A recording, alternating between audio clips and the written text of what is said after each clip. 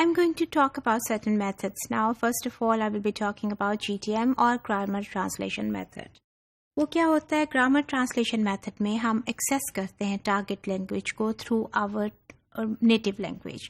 Our native language I am giving the example of Urdu and English کہ اردو ہماری آپ سمجھ لیجیے کہ نیٹو لینگویج ہے and English is the target language. English کو لے کے چل رہی ہوں نا تھرو آؤٹ میں اس ماڈیول. تو جب ہم ایکسیس کرتے ہیں انگلش کو تھرو آور نیٹو لینگویج تو وہ کیا ہے جی؟ ہم گرامر ٹرانسلیشن میتھڈ پہ جا رہے ہیں.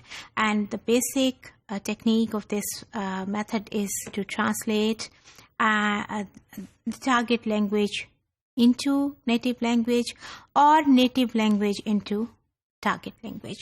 Translations پہ ہم جاتے ہیں اور یہ old method تھا for teaching classical languages, that is Greek and Latin. اب یہ outdated ہے language learning میں. Mostly it has become outdated because there is a lot of criticism of this method. لیکن ہمارے سینیریو میں ہم اس سے باہر نہیں آ سکتے بہت سے، کیونکہ there are many other issues جس کے لیے کہ کیوں نہیں ہم باہر آ سکتے. وہ میرا ٹاپک نہیں ہے، میں اس ڈیٹیل میں نہیں جا رہی ہوں. بہرحال ہمارے کلاس رومز میں پریکٹس ہوتا ہے اور ٹو سم ایکسٹینٹ جہاں بینیفیشل ہے وہاں ہونے میں کوئی حرج بھی نہیں ہے. سو اس کی کیا کیریکٹرسٹکس ہیں؟ Look at these characteristics. Classes taught in L1, little use of L2, vocabulary taught in lists and isolated. Isolated means کہ whatever the vocabulary you are teaching اس کا کنیکشن آپ نہیں بناتے لینگویج یوز کے ساتھ. اگر آپ نے ان کو سپوز کمیونیکیشن کا ورڈ سکھایا ہے تو کمیونیکیشن کہاں یوز ہوتی ہے، where they can use it, and you don't put this word into some sentence and you don't connect it to the language. So isolation کا یہ مطلب ہے. گرامر ایکسپلینیشن ہوتی ہے، میمورائزیشن ہے، ٹرانسلیشنس ہیں، and zero attention to pronunciation because آپ کا تو all the time you are moving in L1, that is your native language, so there is no question of paying attention to L2, that is English in my case and in your case also. So these are the characteristics of grammar translation method. Now look at this slide also.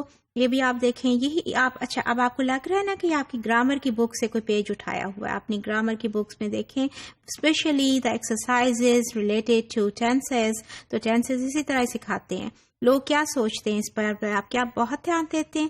Now you see this is translation and that is translated. اب سوچنے کی بات یہ ہے کہ اس sentence کو آپ کتنی دفعہ ایکچولی یوز کرتے ہیں، کہ لوگ کیا سوچتے ہیں اس بات پر کہ آپ بہت دھیان دیتے ہیں. یہ اس کا سب سے بڑا کریٹیسزم ہے کہ جو لینگویج آپ کلاسز میں سکھا رہے ہوتے ہیں that might not be applicable in your daily language. You might not use it as a routine. یہ اس کا سب سے بڑا کریٹیسزم ہے. اینی ہاؤ یہ اس کے کیریکٹرسٹکس ہیں. ہم کہاں کہاں یوز کیا تھا، کیسے کیسے کیا تھا، یہ دیکھیے. وین یہ سلائڈ آپ نے دیکھی ہوئی ہے، اس میں ہم GTM یوز کر سکتے ہیں because when you are doing the collocations you are doing the idioms, تو آپ اس کو اس طرح سے یوز کر سکتے ہیں، اس طرح سے دیکھ سکتے ہیں. یہاں پہ ہم یوز کی ہوئی ہے ہم نے GTM، ٹھیک ہے. اس کو بھی دیکھیں، جب ہم ٹائپس آف گرامر ایکٹیویٹیز کر رہے تھے نا تو یہاں پر یہ سلائڈ وہاں پہ تھی اور اس میں آپ گرامر کو اس طریقے سے GTM میں ایکسپلین کر سکتے ہیں. When you bring the word list اور آپ ان کو اس پہ ورڈ سکھا رہے ہیں اور ان ورڈس کو پھر آپ یہاں یوز کرا رہے ہیں، اور ان میں سے یہ بھی آپ کی گرامر ٹرانسلیشن میتھڈ کی ایکسرسائز تھی. تو اس لیے میں کہتی ہوں کہ ہماری کلاسز کا یہ پارٹ ہوتا ہے. اور اگر آپ کی L2 because when you are teaching language تو ہم نے لینگویج کو ایٹ اسٹیک، جو آپ کی ٹارگیٹ لینگویج ہے نا اس کو ایٹ اسٹیک نہیں رکھنا. But if there are certain activities which can be conducted by using this method تو اس میں کچھ حرج نہیں ہے، کر لینا چاہیے.